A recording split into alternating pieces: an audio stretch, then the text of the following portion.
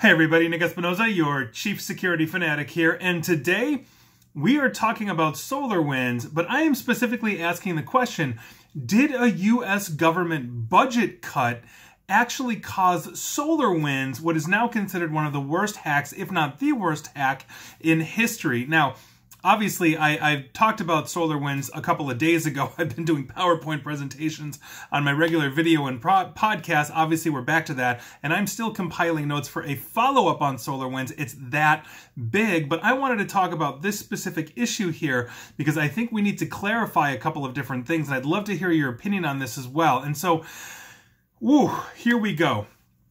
Now, SolarWinds obviously is probably the worst hack in history. They've got 300,000 clients, and for months, state-sponsored Russian hackers have basically been using their software to spy on a ton of them, including governments, Fortune 500 companies. It's a complete mess. And so we're going to be assessing this fallout for some time to come, basically on trying to understand everything that was stolen or exfiltrated from these governments and companies. And this is a worldwide problem.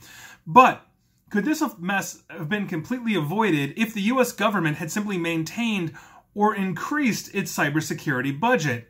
A former government agent, basically an FBI deputy director, says yes.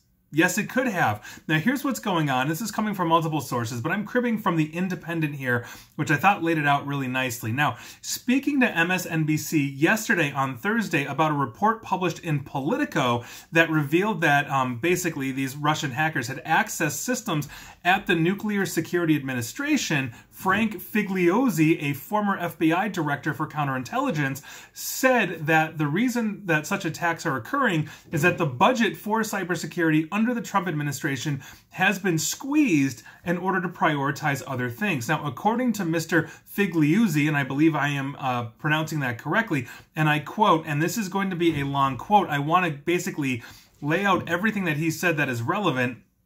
And let's begin. Make no mistake, our nation is under attack and it appears to be ongoing. How does something like this happen of this magnitude, where 300,000 clients of a private company are potentially impacted, including the most sensitive agencies in our government?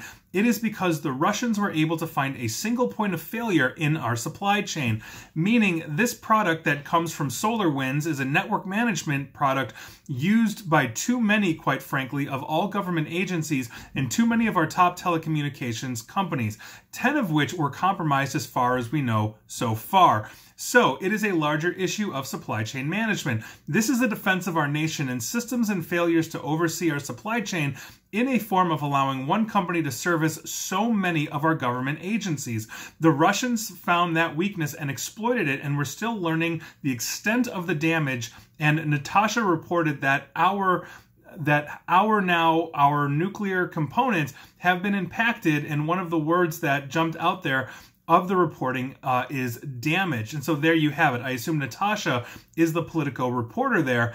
And so here are my thoughts on this, because I think he brings up some really good points. This was indeed a supply chain failure in the sense that SolarWinds is in the supply chain for the US federal government, not to mention countless corporations and on and on and on and on. And so here are my thoughts on this, and I would love to hear your thoughts as well. Feel free to call me an idiot, but here we go. Now, I am never a fan of cutting a cybersecurity budget anywhere, pretty much anywhere, and certainly not one that is so important to the national defense of critical infrastructure like nuclear agencies, even the State Department, etc., etc., etc. But did this budget, basically this budget cut, cause this particular massive incident? I really don't think so, or if it did, it contributed to it in a small way, and here's why. Now, before I begin, I'd like to note that essentially the allegation in Politico and other news organizations is that the cybersecurity budget wasn't cut. In fact, the money in the U.S.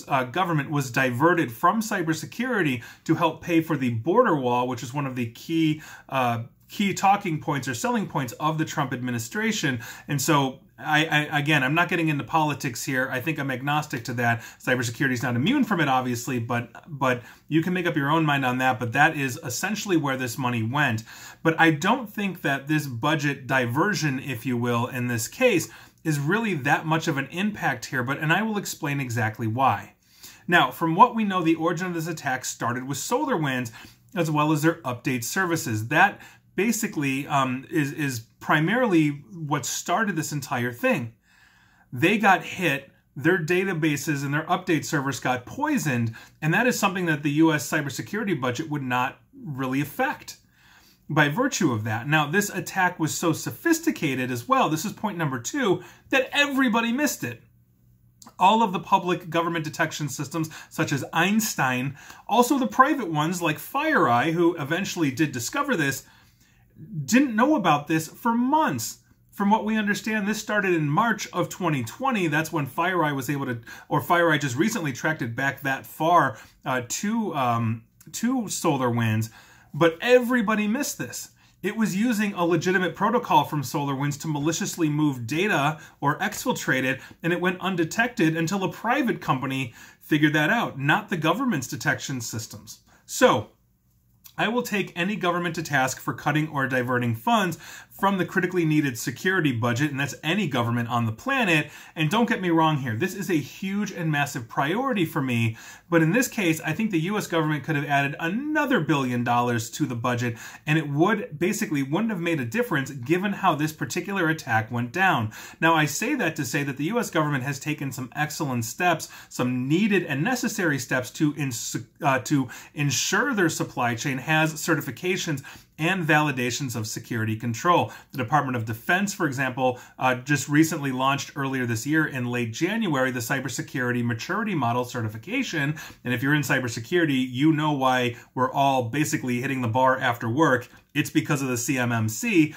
And so there have been positive steps and progressive steps, but I think budget may have helped with that, but when you have an attack this sophisticated coming from a private company that is in the supply chain and your threat detection systems, both public and private, so that firewall, that enterprise level firewall that is updating and inoculating itself in real time and has built-in AI and everything else, just completely missed this. In the same way that Einstein did, which is from the US Cyber Command, designed proactively to look across the entire internet in the United States for these kinds of attacks, when everybody missed it, I'm not going to blame a budget cut for this. We need our budget. We should double our budgets when it comes to this kind of stuff. Hacking is here to stay. This proves it. This underscores it. But in this specific instance, we have to look at the private sector. And while we need assurances from SolarWinds that they are doing their job, meaning they are getting those certifications. So if they are working with the Department of Defense as a cloud service provider, they need something called the DFARS 7012 certification. They still need to make sure that they are testing to these things.